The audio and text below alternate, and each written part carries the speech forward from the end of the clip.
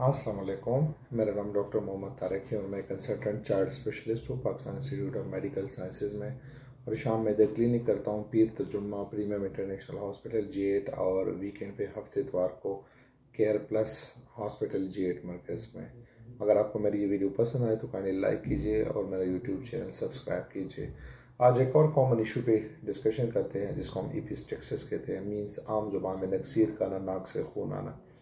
बच्चों में ये बड़ा कॉमन होता है और अक्सर इमरजेंसी केसेस रिपोर्ट होते हैं। ठीक है, इमरजेंसी में चिल्ड्रन में बच्चे आते हैं और नक्सीर के साथ आते हैं। तो कॉमन कॉजेज़ क्या है, वजूहात क्या है, अलामात क्या है, ख़तरनाक कब हो सकता है और इससे बचाव कैसे मुमकिन है और इलाज क्या है। तो सबसे पहले जो बच्चों में नक्सीर है, नाक से खून आना है, ये अक्सर नॉर्मल होता है। इसकी 3-4 कॉमन वजूहात हैं जो परेशानी वाली नहीं होती है। और उसमें जो कॉमन होते हैं सबसे ज़्यादा एलर्जीज बच्चों में, आपको पता है वायरल फ्लू जुकाम, ये सब चीज़ें बड़ी कॉमन होती है।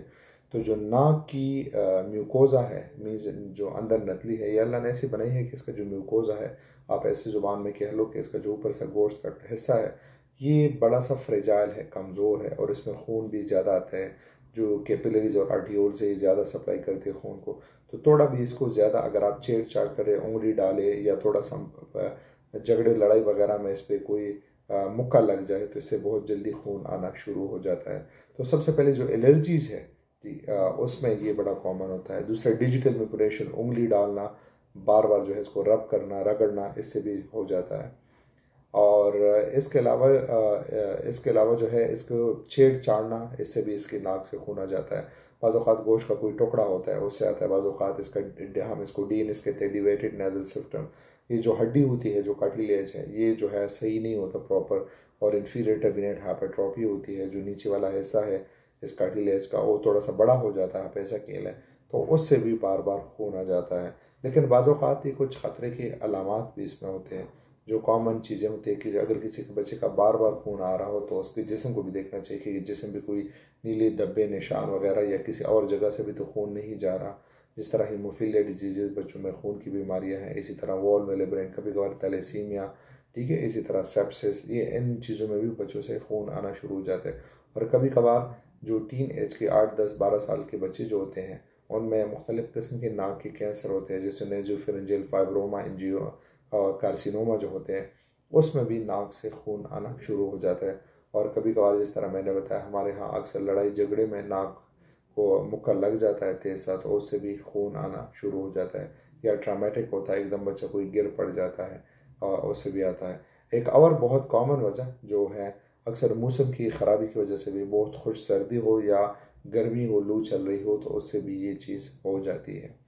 एहतियाती तदाबीर क्या है, जब भी अगर आपके बच्चे को नाक से खून आए तो सबसे पहले जो है नाक को पिंच करें, मीन्स इस तरह बंद करें और 5 से 10 मिनट इसको रुकवाएं। मुंह को खोलें, मुंह से सांस लें और इसको रुकवा लें।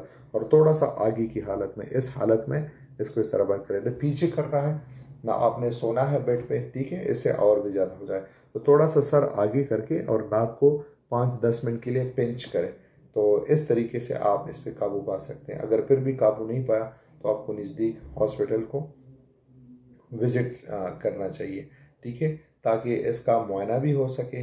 और वो अगर ज़रूरत हो तो जो करें, नाक कान गले वाले डॉक्टर्स हैं, और इसको देख ले कि कोई फ़ौरन बॉडी बाहर से कोई चीज़ तो नहीं हुई है। बच्चे होते हैं ना, अक्सर खेलते हैं तो कोई चीज़ इसमें अंदर डाल लेते हैं जो फंस जाती है और फिर निकालने की कोशिश में खून आना शुरू हो जाता है। ताकि अगर ज़रूरत हो, पैकिंग वगैरह कोई चीज़ की ज़रूरत हो वो कराएं, ठीक है। तो ये भी एक ज़रूरी वाला अमल होता है। और अगर टीकों की ज़रूरत हो तो भी लगा सकते हैं। आमतौर पे आप इसको इस तरह भी कर सकते हैं, जो छोटे बच्चों में सेलिनेज नेज़ल ड्रॉप्स नाक के कतरे हम डालते हैं तो उससे म्यूकोजा हेल्थी हो जाता है। कभी कभार हमें डीकंजेस्टेंट या टॉपिकल स्टीरॉयड जो बेटनिसॉल है या वगैरह, ज़रूरत के मुताबिक डॉक्टर के मशवरे से हम इस तरह कर सकते हैं, ठीक है। कभी कभार नीम गर्म पानी हम इसमें डाल दें तो उससे भी इसमें बेहतरी आ सकती है। और स्पेशली जब खुश सर्दी या गर्मी का मौसम हो तो आप इसमें वेजलीन भी डाल सकते हो कि इससे नरम मुलायम रहे और इससे जो है नाक से खून ना आ जाए। लेकिन अगर बार बार आता हो, जिस्म पे धब्बे हो, नीले धब्बे हो, मुख्तलिफ जगहों से जोड़ों में खून आ रहा हो, तो आपने फिर हेमोफीलिया जिसको हम कहते हैं, वॉन विलेब्रिन कहते हैं, as a part of sepsis, thalassemia या मुख्तलिफ किस्म की डिजीज़, तो आपने फिर उसके मुताबिक भी सोचना है और उसका वर्कअप भी कराना है, जिसमें CBC से लेके कंप्लीट ब्लड काउंट, PTINR, ठीक है। और आप फिर आगे प्लेटलेट, मैक्सिंग स्टडीज और उन सब की तरफ से हेमोफीलिया, फैक्टर 8 लेवल्स और ये सब चीज़ें आप करा लेते हैं, तो उसकी तरफ भी जा सकते हैं। और अगर खुदा न खास्ता कोई कार्सिनोमा की फाइंडिंग्स हो तो उसमें भी हम उनकी वर्कअप करा लेते हैं। तो ये एक तरीका है, ठीक है, कि नेज़ल एपिस्टेक्सिस में हमारी क्या अप्रोच होनी चाहिए, नक्सीर में हमें क्या क्या करना चाहिए। Thank you.